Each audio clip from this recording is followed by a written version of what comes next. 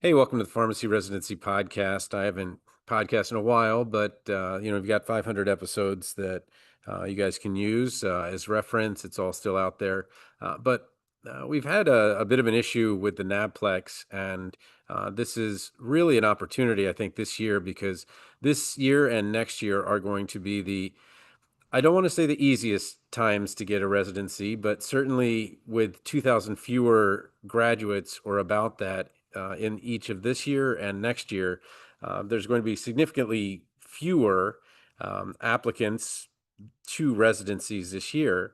And one of the things that you can do to really stand out, and that's the big thing that you want to do, is to make sure that you're showing that you are going to pass the NAPLEX or that you in some way have prepared to make sure that you're going to give it the best try, as it were. So what I've done is I've brought on Ellie Tweet from the University of Iowa. She's a P4 in her second rotation, right? Yep. So in your second rotation. And what we've done is we've said, okay, well, what's a way that we can kind of ensure that we're putting our best foot forward? So we are going to take a page out of the book, Make It Stick, The Science of Successful Learning. And one of the lessons in there is that you really want to have spaced practice. And spaced practice is just saying that you're not going to cram at the end. But when you get to the NAPLEX, it's like there's no way that I'm just going to go for 8 or 9 months and then all of a sudden at the end you're like, oh my gosh, what happened? But this is exactly, I think, what happens quite a bit. So we've got some solutions, and I've got Ellie on, and she's going to kind of help us out with that. So before we get started with that, Ellie, tell us a little bit about yourself, how you got to pharmacy school and Iowa specifically, and we'll just go from there. As Tony mentioned, I'm a P4 at the University of Iowa College of Pharmacy. And I found pharmacy kind of through an untraditional path through veterinary medicine. And from there, found that I really love the drug side of things. And I also love the people side of things. And so I felt like it was the perfect marriage of the two. And so it just made sense for me as a in-state grad to go to the University of Iowa. And I had the opportunity to continue my cross country career there, and it just was a great fit. And yeah, I really enjoyed my time. So that's right. You started at Iowa and kept Yep. going at Iowa. Yep. Okay. So I'm married into Iowa. So I'm married in Iowa, and now I'm here, and that's just how it worked. All right. Well, let's first talk a little bit about NAPLEX pass rates. They've gone down quite a bit, and our goal in this episode is not to say this is this entity's fault or whose fault it is, but to say what can we do about it. So what I wanted to do was kind of go way old school on you and talk about what it was like back when I was going to school. And the Farm D was in its first year at Maryland. So if I had finished my pre-pharmacy work in 2 years, they always call it 2 years of pre-pharmacy, and it's just not always that way. But I finished in 3 years. If I had finished a year earlier, I would have gone 2 years of school, and then I would have gone to 3 years at the University of Maryland at Baltimore. It's now called the University of Maryland, Baltimore. And I would have finished my last 3 years there. But when you get to the APPEs, it was the last semester. So it was literally 4 weeks or maybe 5 weeks in retail, 4 to 5 weeks in hospital, and then one elective. Oh wow. So that was it. Oh my That gosh. like you were Great. done. And so there wasn't much of a distance between the last class you took and then when you took the NAPLEX. It was like, okay. And to be fair, there have been quite a few. Oh gosh, let's see. I'm dating myself here. So I would have graduated in 96. So that means that we are almost 30 years out. So, I mean, it wasn't as bad as like, what's the Naplex? Well, you're just picking between aspirin and Tylenol. Those are your only two. Those are your only two choices. That's all you've got. And it wasn't that bad. But I think that something that we really kind of overlook is the complexity that's happened over those 30 years where now, we've got all these residencies and, infectious disease and, oncology and PGY2s and fellowships and all these things. So I think that there's a lot more complexity to what's going on with each of the questions as you get in there, and you'll hear about some people. Your quotation finger is not allowed to talk about the NAPLEX after you've taken the NAPLEX.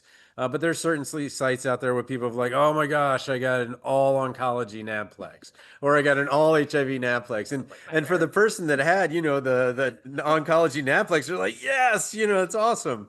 And then for the one that's like, oh, I got cardiology and neuro, it didn't work out for me. But it should even out. It shouldn't be that bad. But I guess what we want to do is we want to get prepared for a more complex NAPLEX.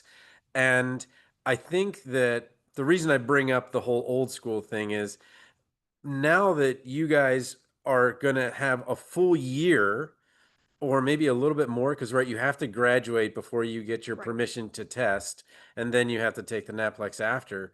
So how far is it from the last class you've taken to the NAPLEX? Because you guys actually have two opportunities to take two APPEs, right, as P3s. Right. Yeah. So it could be, what's the furthest distance? So it would be 3 weeks, 3 months there.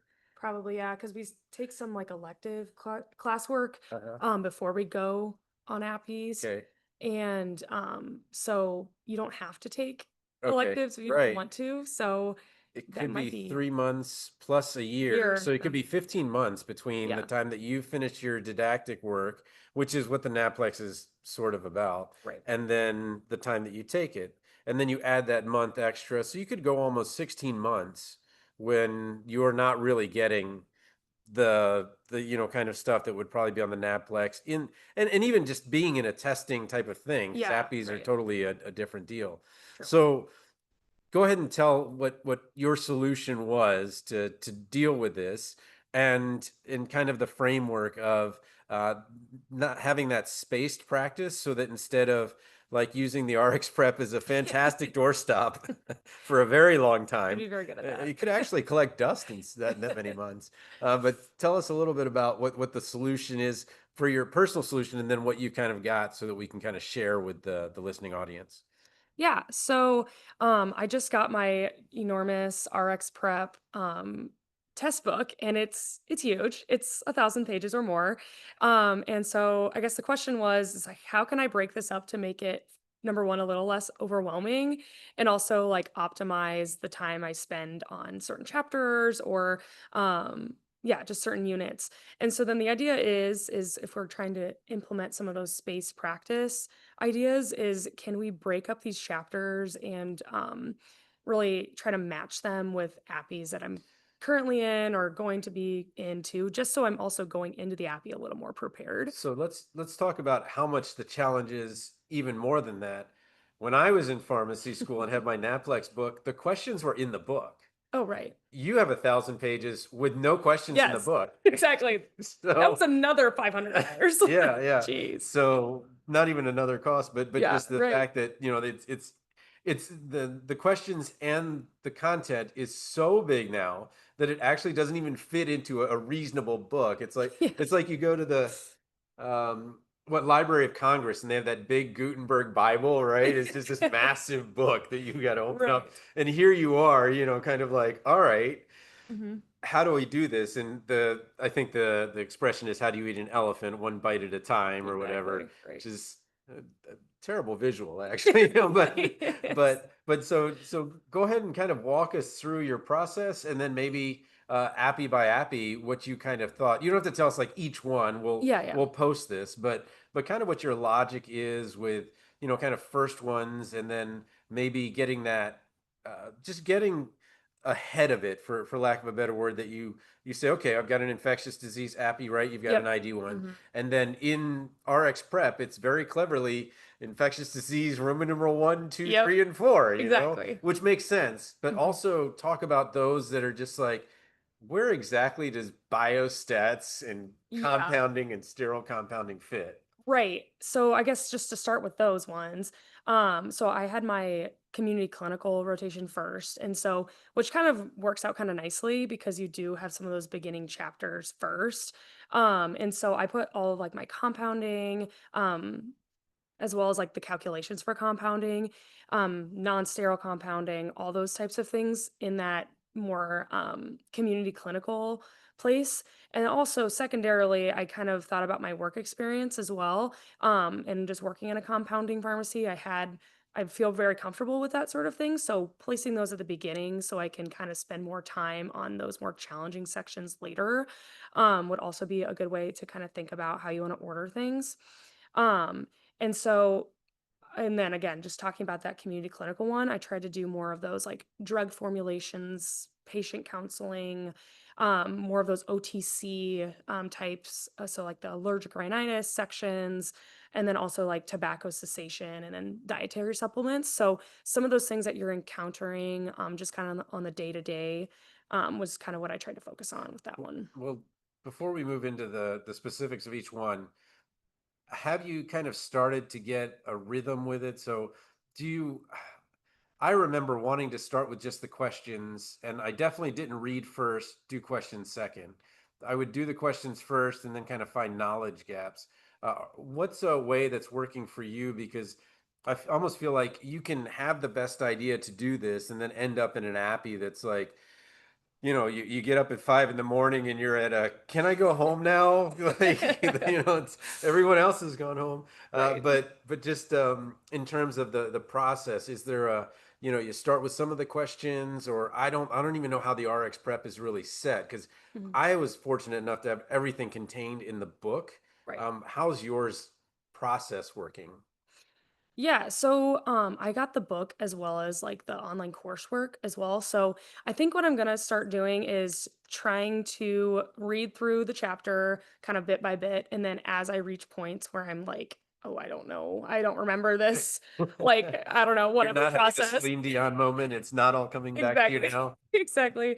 Maybe going back and looking at some of the lecture videos they provide, and then also then at the end doing some of those like test questions Okay. just to practice some of that kind of like testing yourself like from that making it stick Yeah. concept, just to kind of like go back and be like, okay, did I actually pick up on that whatever mechanism or whatever? Yeah, and I'm glad you brought that up. So, in addition to space practice, there's two other big things they talk about. And one of those is the more valuable thing that you can do is the more you try to remember something, the better off it is. So, in addition to looking great for your preceptor, because as you've already reviewed everything and they go, oh, you already know that this comes from, X guidelines and you already know this is good, because maybe this is something you guys don't know, is that we have absolutely no idea what kind of student you are. It's not like they're like, here's the Ellie packet, you know, P1 year was good, P2 year, it's a little tough, and then P3 year, we weren't even sure, and this is not true at all. I have absolutely no information on her at all. So I have no idea. All I have is she's supposed to have passed the first 3 years. Like that's all I have. So what you really want to do, and kind of the standout thing, is there's always that expression, you never have a second chance to make a first impression. If you've already prepared that stuff that weekend before, or even better, before that, and you show that competence immediately, and you go, and by the way, these are some of the knowledge gaps that I've had, that might seem like you're like showing weakness, but it's the exact opposite, which is, oh, well, now we exactly have something to work with. It's good that you brought this to me on day one when I can do Mhm. something like this, instead of saying, well, now that we have 2 days left in our appy, could we just go over some of the things that, I really am not getting, the whole antibiotic testing and all, you don't want that. So I think it provides an excellent rapport also. But go ahead and tell me a little bit more about how you kind of transition from that first group to now you're in, this academic rotation, which again provides ridiculous flexibility in your time.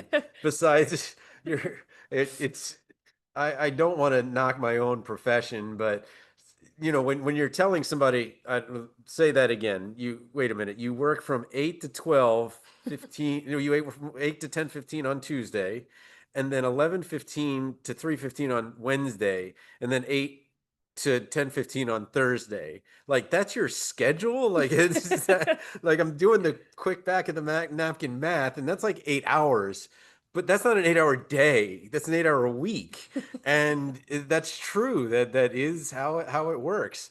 And I really don't know what it's like in a pharmacy school where you're like, okay, we're gonna have the cardiology person come in for 2 weeks or 3 weeks. And then it's like, Mm. what do they do the other 49 weeks? And I know that they're like maybe half practice at the U, right? Right, yeah. What do you guys call the hospital? Is it the It's UI. I think it's Iowa Healthcare now. Okay, Yeah. I go healthcare. Okay. So we know what they're doing for, at least 20 hours, 30 hours a week and so forth.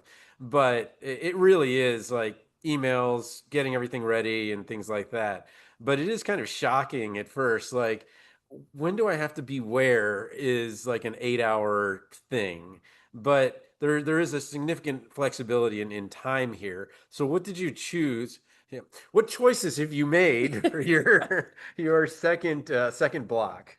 Yeah, so I tried to kind of fit in some of those just because this is my like second block. I wanted to kind of fill in the gaps with those beginning couple chapters just to set the foundation for the rest of the year. So kind of again, just some of those like basic science concepts, chapters, like lab values, drug references, those types of things, just so they'll help set me up for like when I go to my acute care rotation or my ambulatory care. Those types of ones, and then also just using it as an opportunity to catch up on some ones that I didn't get done as well. Okay. So, Yeah. You, yeah. you don't want to go in there going, so bradycardic, was that the 100 or the 60? I You didn't think about don't, that. Yeah. yeah, you want to definitely be past there. Mm, Okay. So now we've gone past, present, next comes future. yeah. So what's your next appy and what kind of decisions did you make for that one? Yeah, so my next appy is at Amber Pharmacy in Omaha, and, when I was emailing back and forth with the preceptors, they were kind of highlighting some of the disease states that they work with. And it's a lot of like hepatitis C drugs, oncology. So it's a specialty rotation, I should say, like multiple sclerosis and Yeah, like Crohn's and those types of disease states. So they're going to be a little bit of a unique type of sure. rotation for sure. So I obviously did like the hepatitis and liver chapters, sickle cell, cystic fibrosis, transplant. What do you do with oncology though? It's like Yeah, that that's one's a a beast. because I mean you this Yeah. this is kind of advice for those of you that are going into PGY too. The one thing that I know a lot of people try to do is they try to impress and they try to be the best that they can be, and so but what they usually do at the PGY2 interviews is that's when the B cops come in, and not police, but BCOPs, and they'll come in. And so here you have not only a PGY2 residency trained B cop, but they've been in oncology practice.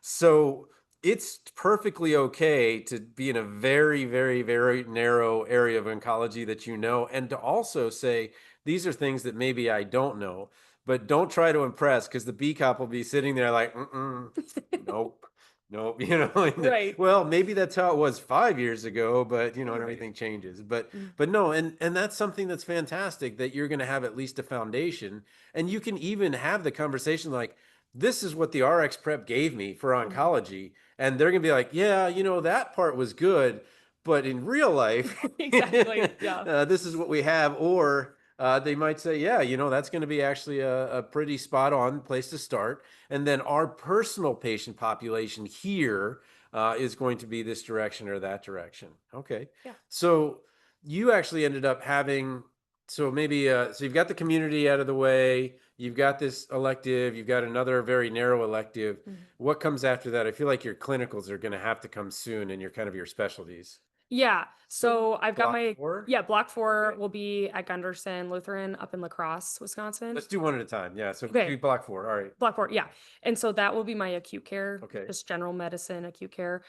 So yeah, that's where I started throwing in more of those like chapters of the RX prep that are very like that are very like If you're niche. missing what she's doing, because we didn't do video, she's I do. grabbing the thought with her hand and Yes.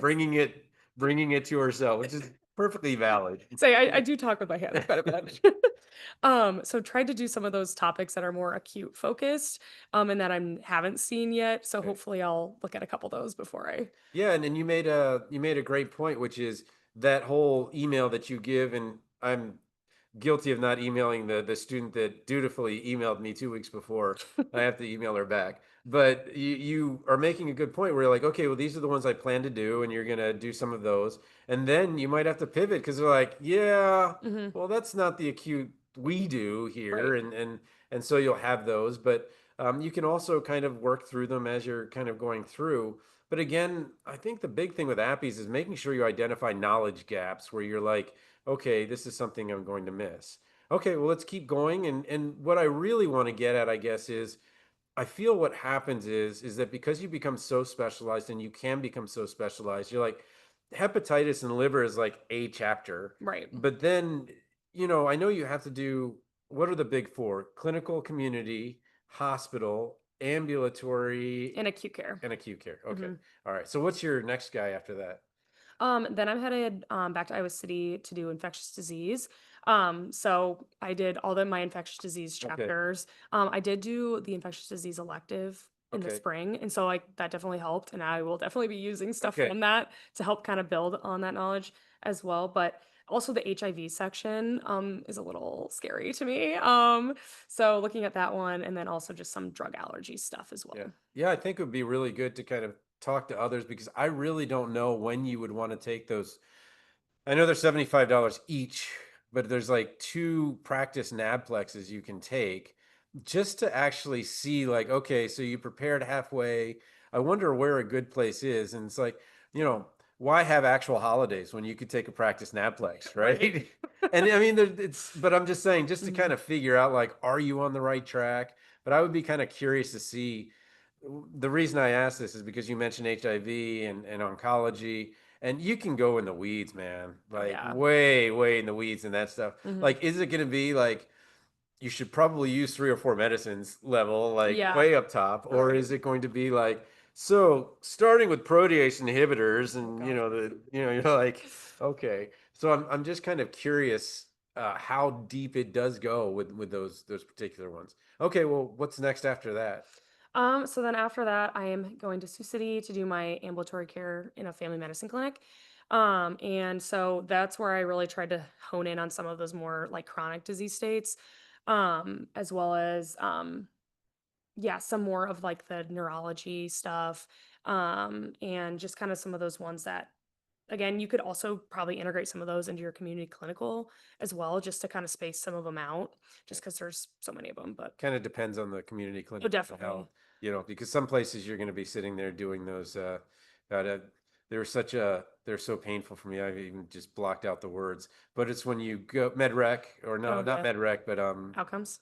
yeah, outcomes. Yeah, Yeah, FTMs. And, yeah, yeah, okay. yeah, Yeah, it's like, okay, let's do another one. Let's yeah. call somebody that doesn't want to be called. Let's do Exactly. this. One time I called somebody and they only spoke like Bulgarian or something, and Oh, I'm like, well, no wonder no one can get a hold of you. yeah. I think there's actually translating services, Yeah, and multiple. soon, right, the Google stuff, you're going to be able to be like, oh, hold on, let me just dial that one in, and then we can do this. All right, Right. okay. So your off block is probably coming soon, or do you have another clinical block because you're thinking maybe residency? I took it over January, so Okay, then I can have that option to do okay. residency interviews. But And does Iowa do that thing where they make this really weird, like 6 or 7 week appy where you have like that time to do it? yes, they tack on 3 weeks to the end Let of. me not call it weird. Let's call it good good thinking. Yes, right. Yeah. So you get an extra 3 weeks at the end of cycle 7. Okay. So that's kind of like if you want to do residency, they kind of Okay. recommend you take your by Right. a time. So it'll also just be a good time to not have to travel and Yeah, okay. Yeah. Yeah, and that's the thing is that I know that now that we're out of COVID many years ago that some places are like, yeah, you can choose, and I almost feel like you get such an advantage if you go in person because oh yeah. you actually get to meet the person. And I I think that this is lost on a lot of people. Then, and I get that there's a match.com, but it truly is the match. And so many people go for the prestige thing, like, just want to let you know I'm interviewing at Mayo and UNC. And you're Right. like, right, but don't you live in California? Like, Right. isn't that like, and you're like, yeah, but they're so prestigious. And you're like, but aren't you wanting to do AmCare and didn't you apply? But acute care was the only thing that was there. I was like, okay, all right, So I think it really is truly a fit, and it's always good that as you're getting kind of an idea of what you're starting to like, it really is kind of good to actually go there and meet the people because I feel like the people that are there who will kind of make many of the decisions, they're like, we let the preceptor know we like these and didn't like Hmm. these or whatever. But I kind of feel like that's a great time to spend a lot of time such that you could travel if you had to. Okay, well, what comes after the, vacation in February? Pretty much. So then I'm just doing a like elective pharmacy rotation, which is kind of a broad way where they just kind of throw a lot of random How rotations do in you there. do that? What the- It's at One Arrow RX Okay. in West Des Moines, and All right. it's like Medicaps, and they Okay. do a bunch of clinical services for them. Okay. And so that's where I threw kind of I tried to kind of split some of my community ones. Okay. That way I can also throw a couple in this rotation as well. And just to kind of again break up some of Okay. those things, just because there's a lot that you could put All right. into community.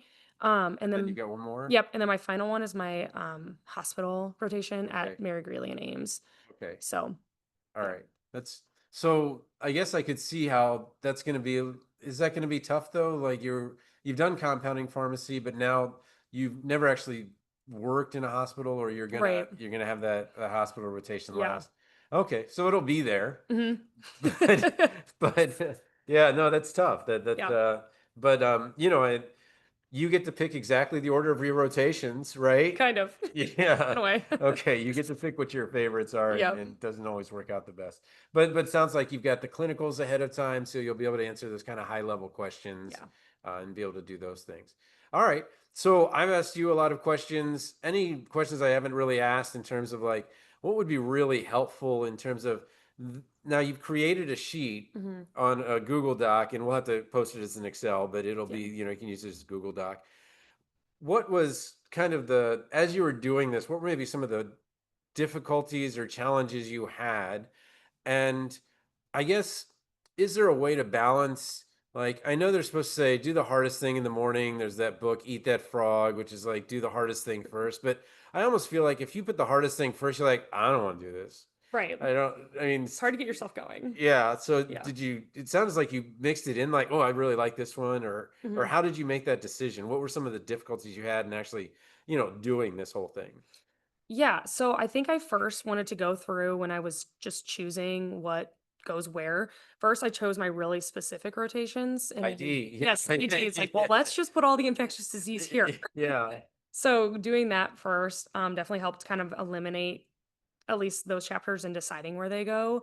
The other thing that I realized kind of later as I was looking over this and kind of proofreading everything is the RxPrep gives you the amount of time that they would Oh allot. yeah, like 1 hour, 2 hours, 3 to 4 hours, or something like that. Yes. And even the ID ones were kind of spread out, right? Yes. And Yeah. each one is just like 1 to 2 versus, oh, I should spend more than 4 hours on this. Yeah. And so I didn't really incorporate that necessarily right away. And so I would definitely probably, if I were going to go back and make some edits, is to make sure that I'm not overloading my time or like the really long chapters are all in one block. So just so you know, she went, pulled the thought, brought it back, quotation fingered, and then Wow. wait, you had one more. I just missed it. Was it like one of Yeah, these? yeah, yeah. It's kind of, and then we're kind of moving to the next thing. It's awesome. Oh, I just don't Funny. want you guys to lose that. It's I just know. part of the It effect. really is. It really is. Yeah. Um, yeah, so just like making sure that each block is maybe a little more even in Okay. terms of like time. Or if it's like your acute care block, you're probably like, okay, maybe I'll have more things to do in the evening, so I'll have Right. less time. So maybe lowering back the number of hours or chapters that I'm doing that block. I almost feel like you're being too hard on yourself because if people can pass and they've waited till the last minute, True. the fact that you've actually even just done this is just like a big victory that Mhm. you're coming into the finish line and doing that and getting all this done. So Like it. and then do you guys like is it last APPE graduation or is there Yeah. some weird thing where you go back for law? Because some schools have that. No, it's right away. Like you Okay. finish, and then I think the next week is graduation, Yeah. I So believe. okay. Mhm. All right. And then anything else you want to add? I don't think so. Yeah. Okay. All right. Well, thanks so much for being on the Pharmacy Residency Podcast. Yeah, no problem. Thank you.